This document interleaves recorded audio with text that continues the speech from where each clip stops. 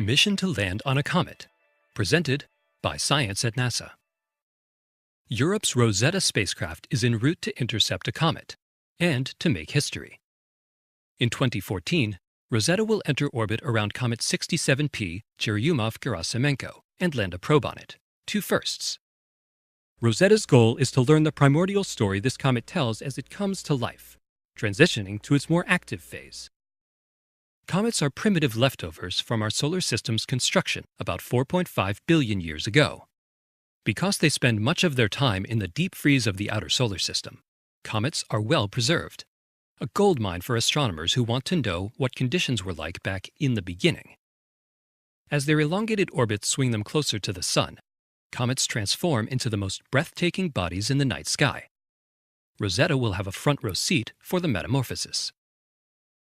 A European Space Agency mission launched in 2004 with U.S. instruments on board, Rosetta will perform the most comprehensive study of a comet ever.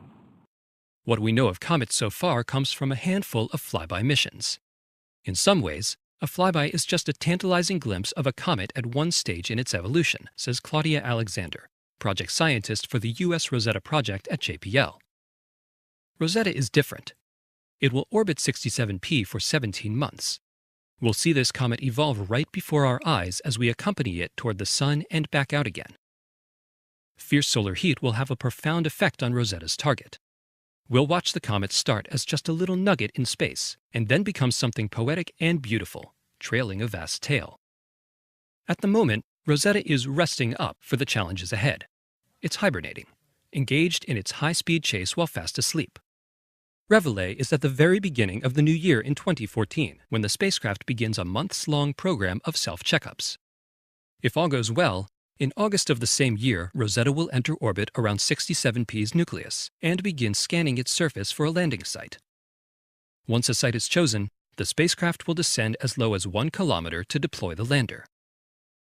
The lander's name is Philae, after an island in the Nile, the site of an obelisk that helped decipher, you guessed it, the Rosetta Stone.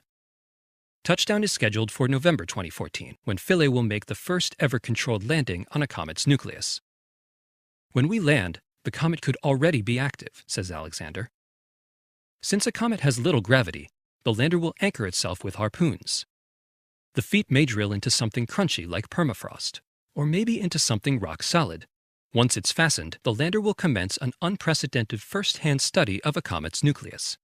Among other things, it will gather samples for examination by automatic onboard microscopes and take panoramic images of the comet's terrain from ground level.